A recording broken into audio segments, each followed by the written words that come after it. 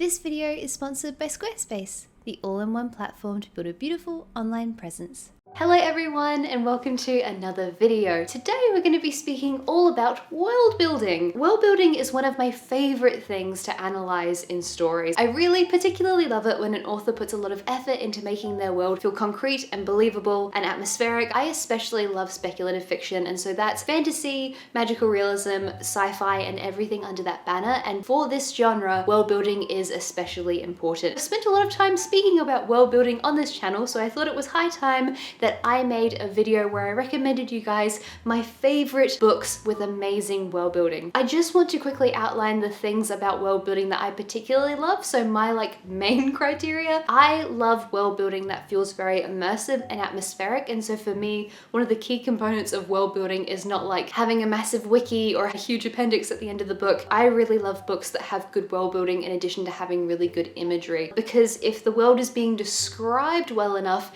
it's going to feel really concrete and believable, and it's going to really draw you into the story. So basically for me, all of these books, in my opinion, have excellent imagery in addition to excellent world building. The very last rambly thing I'm going to say is that I'm going to skip over the really obvious ones like Lord of the Rings or Harry Potter. So don't yell at me because I didn't include Lord of the Rings on this list, because I know that someone will. So just, that's my little sandbag for that. Very first book series I want to speak about today is the 5th season series by N.K. Jemisin. Essentially the premise of the story is that we have 3 point of view characters in the first book, but we kick off with Esun, who is a mother. She comes home on a day where basically the world is ending. Her son has been murdered and her daughter has been kidnapped. And so Esun sets off on this quest to find her daughter. N.K. Jemisin did an amazing job with this series of really blending together elements of both fantasy and sci-fi. I think the world is brilliantly constructed in terms of a dystopia world, but also a world that has heaps and heaps of lore. This is one of those stories that does come with an appendix. I loved the fact that this world had a lot of seismic activity. So there are heaps of earthquakes here, and the earthquakes play a really fundamental role to the story and also to the magic of the characters. The magic is interwoven beautifully with the world building here. The world feels sort of uncomfortable and dystopian and strange, but close enough to our own world that you recognize it. And I just think it is such a beautifully constructed, very thoroughly constructed world that felt so believable and concrete. And I cannot tell you enough how much I love this series from N.K. Jemisin. Book number 2 that I wanted to speak about is American Gods by Neil Gaiman. I've made so many jokes about this being my least favorite Neil Gaiman story. Why am I then recommending it to you? This book has absolutely amazing world building, and although it's not my favorite Neil Gaiman book, it still is a brilliantly constructed story with a really interesting cast of characters. Essentially, American Gods is a road trip across America. We follow our main character, whose name is Shadow, who's recently released from prison. Upon being released from prison, however, Shadow realizes that his wife has died, so basically he doesn't really know what to do with his life. He gets on a plane, and on that plane he meets a man named Mr. Wednesday, who offers him a job and who also claims to be a god and the king of America. This story is such an interesting satire on what America is. We sort of have here the US as a caricature. All of the immigrants who have come to America have brought their gods with them. The gods in this story have real world manifestations, and it looks at what people worship and how people used to worship the old gods, but now they worship things like celebrity and internet. It's just a big sprawling mess of a novel, and I genuinely mean that in a complimentary way. But what I think is the most powerful here is the world building and the world that's been constructed, and this is particularly manifested through the god characters and this allegory for the things that we worship and how the things that we worship change, and the fact that our gods and those things that we worship exist within us, and then we bring them to life and we make them real because we worship them. The America that's depicted in this book, as I said, is a caricature, so it's highly stylized. It feels very much like every cliche in every Hollywood movie, and so this considers the perception of America. And so America is the world that's being constructed here. This is what I'm speaking about with world building for this book, but I think the way that this is done was so interesting. The next book I have to speak about is She Who Became the Sun by Shelley Parker Chan. This is the book we read last month for our book club on Patreon, and I'm so happy we read this book because it was beautiful. It was so brilliantly written. I loved it. There are so many elements here about this book that I love to bits. However, the main thing I'm going to be speaking about today is the world building. So this story is set in 1300s China, I believe 10 generations after Genghis Khan. It is set at the very end of the rule of the Mongols over China and at the beginning of the Ming Dynasty. This story is not supposed to be a history book. It's loosely based in this time, but it is a speculative story, so a fantasy story, and it follows a girl whose name is Zhu, who's born into a very poor family in rural China, and she's living in this town where there's been a lot of drought, there's a famine going on. Many of her brothers and sisters and mother have already died because of the famine. She has one brother left and her dad. They both end up dying, and Zhu decides to take her brother's fate because she, as a girl, doesn't have a great fate given to her. She decides to impersonate her brother. She takes his name, she takes his identity, and she decides to take his fate, the promise that he would one day be a great person and have greatness, and decides to go and live in a monastery and become a monk. That is the very early premise of the story. All of that happens really, really quickly, but this world is stunning. The way it's constructed is so beautifully done. As I said, I particularly value imagery, and I think the author did an amazing job with it in this book. When we get to the monastery, it is so beautifully written. We get to really feel like this world is real, and the way the environment is depicted is beautiful. I love that this book felt really complex politically as well, because on the one hand, the story starts with Zhu, but we do have a second main character whose name is Ouyang, who is a eunuch and the general of the sort of opposition army, and he is closely linked with the Mongol royalty. And so we get to see these behind the scenes facets of the Mongols and how they ruled China. I feel like this book was so intricately constructed. The world building was amazing in this book, and I thought it was excellent, and I cannot recommend it enough. Book number 4 on this list is The Infernal Desire Machines of Dr. Hoffman by Angela Carter. Kind of like American Gods with Neil Gaiman, this is my least favorite Angela Carter book, but the world building is absolutely excellent in here. Don't start with this book if you want to read Angela Carter. Start with The Bloody Chamber or The Magic Toy Shop or even Knights of the Circus. Don't start with this one. But anyway, I don't even really know where to begin with describing this book. We have our main character whose name is Desiderio, I always mispronounce it. Desirito? It's it comes from the word desire. He lives in this secondary world setting, which kind of feels like it could be in South America, but it's not really clear. He lives in a town that has been taken over by the evil Dr. Hoffman, who has these weird psychedelic dream machines that have engulfed the town. It has released everyone's basest desires, their subconscious desires, onto the town, and so everyone is being tormented by these dream creations. As I said, very psychedelic and weird. We follow the main character, who is a young man who's trying to stop Dr. Hoffman, but accidentally falls in love with his daughter, who he sees in his own dreams. The reason why the world building in this book is fantastic is because it is just the strangest world you would ever possibly read. And I will give you some significant content warnings here. There's so much sexual assault in this book, and I think one of the reasons she did that is because the book sort of explores the basest desires of people and the things that people repress and whatever, but it's a bit much. So if that's the type of thing you want to avoid in a book, I'd recommend avoiding this book. But anyway, the way this world is depicted is so creative, it's so unique. It's a really interesting book to read if you're interested in world building and you want a very fresh perspective. Beautifully written, the imagery is beautifully done, the world feels very immersive, but for the purposes of world building, this is a stunning book. It's so interesting, it's so uniquely constructed. Before we jump into the next book, I just wanted to thank the sponsor of this video, which is Squarespace. Squarespace is a website builder which allows people to create beautiful and dynamic websites. Squarespace is the platform that I use for my website, as many of you know, and I think that it's honestly wonderful. I love that it's affordable, and I love that there are so many amazing templates to choose from, which are very easy to implement on your site. It's super quick to set everything up and to get everything looking exactly how you want it to. Squarespace has a wide range of benefits, including powerful blogging tools so you can categorize, share, and schedule posts, and also in-depth in-depth analytics features to help you understand the people who are visiting your website. If you're looking to make a website, head to squarespace.com for a free trial. And when you're ready to launch, go to squarespace.com/ChristyAnnJones to save 10% off your purchase of a website or domain. So following on from Angela Carter, this is a great time for us to speak about 100 Years of Solitude by Gabriel Garcia Marquez. I think it's very possible that Angela Carter was inspired by this book. 100 Years of Solitude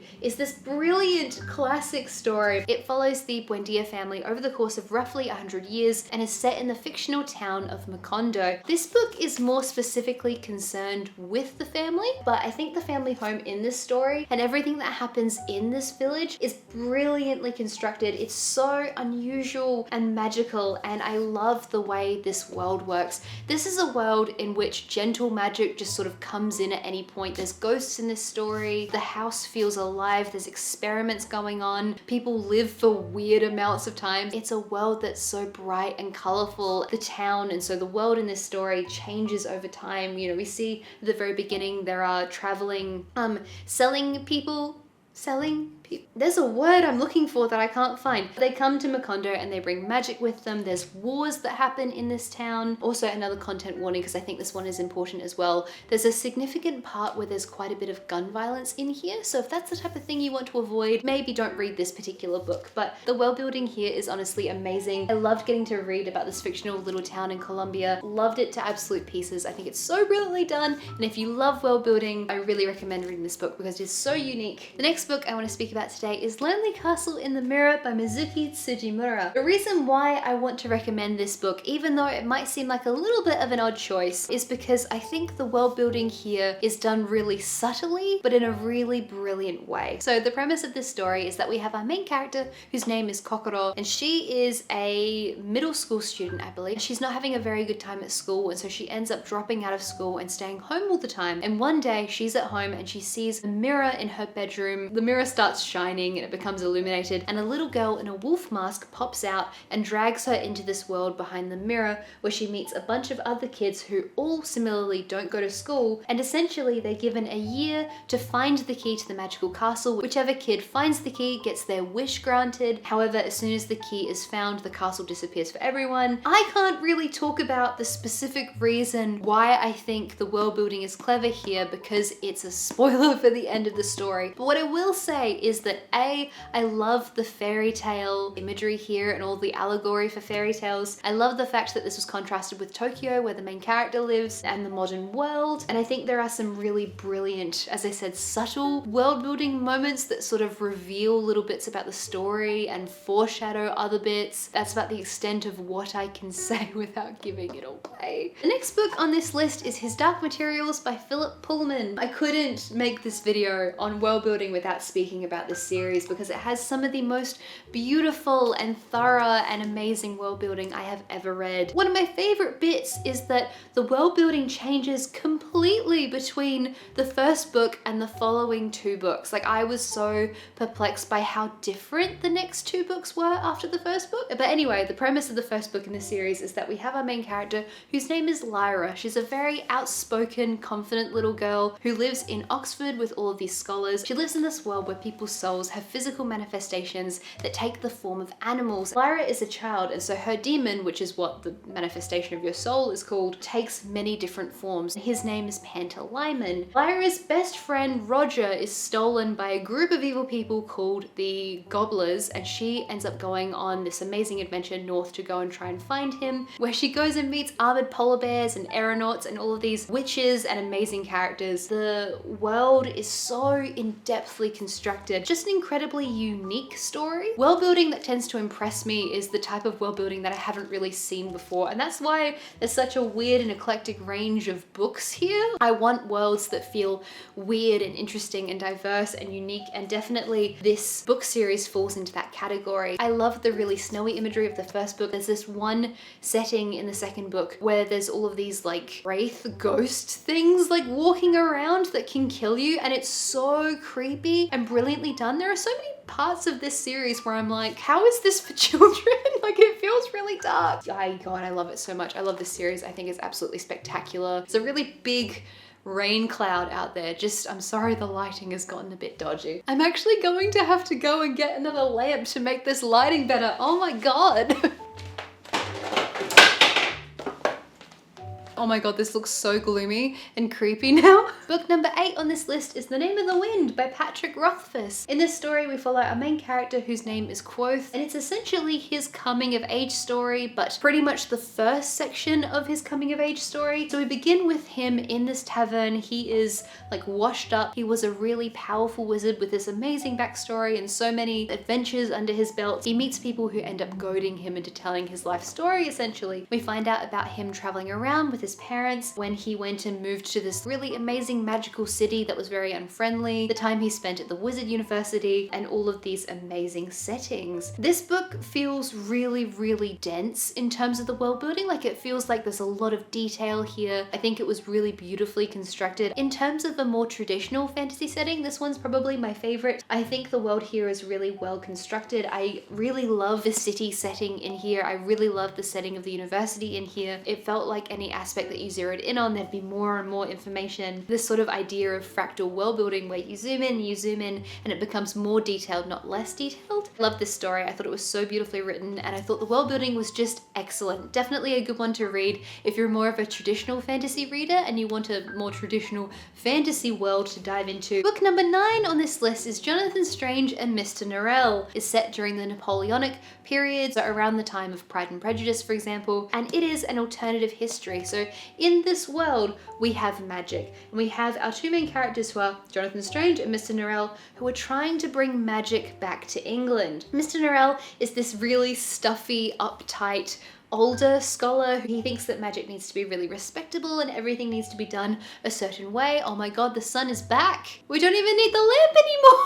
I went to so much effort to get the extension cable out of the cupboard. I made such a mess. Oh, the sun is not my friend today. Anyway, this can go off. Back to Jonathan Strange and Mr. Norrell. Jonathan Strange is a bit younger and he kind of brings a more fresh perspective. This story, I will never get over how amazing this book is, like how brilliantly written, how much work must have gone into this enormous story. One of the most amazing parts of this story is that we have these little footnotes. So heaps of the story is told with this teeny tiny little text, and we get all of the backstory of the Raven King, and we get to find out about all of these magic books and these histories like the fairies, and so many different little facets are explained in this almost academic way, as if this was a research book. One of the things that brilliantly adds to the world building here is the style of the novel and the style of the writing. This book is written in a style that makes it feel like it came out around the time of Pride and Prejudice.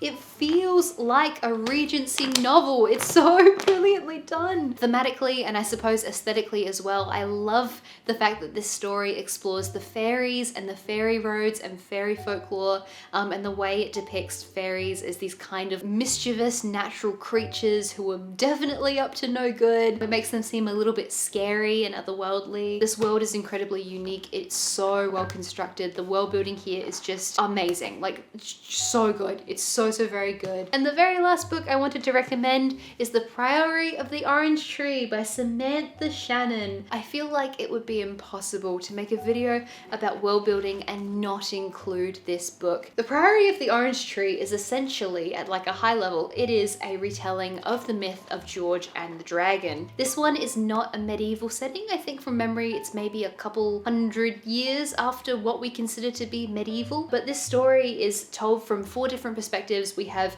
Eid, Loth, Nicolaes, and Tenay, and this is a world which essentially juxtaposes Western dragons, so fire-breathing scary dragons, with Eastern dragons which are more water-based and peaceful. It is so challenging to try and describe the plot or the premise of this story really concisely and quickly, but basically we kick off with Eid, who is a lady in waiting to Queen Sabran. She is the one essentially keeping the dragon at bay. If she dies, the dragon will wake up and terrorize everyone. Eid, however, is secretly a sorcerer who's been placed by the Priori to protect Sabran. And basically the dragon wakes up and everything goes along from there. That's just like one tiny snippet of one of the points of view. Like this story is so complex and interesting. Once I got sort of through the first, let's say 100 pages, I found the pacing really good, and just constantly the world building here was such a marvel. I loved the diversity of settings in this book. Like we had snowy settings, we had rocky settings, we had a kingdom, there was like a pirate ship at one point. There was this really cool like Northeast Asian, I think like Japanese inspired city with all sorts of water dragons around, and I loved this. I thought it was so brilliantly done. The imagery here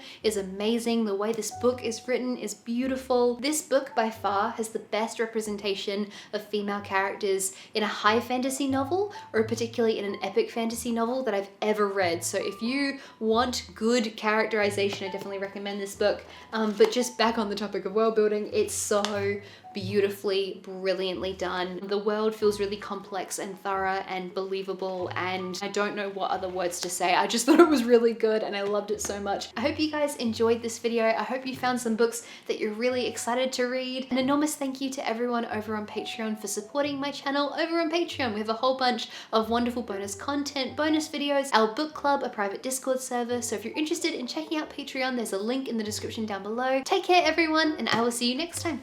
Bye bye.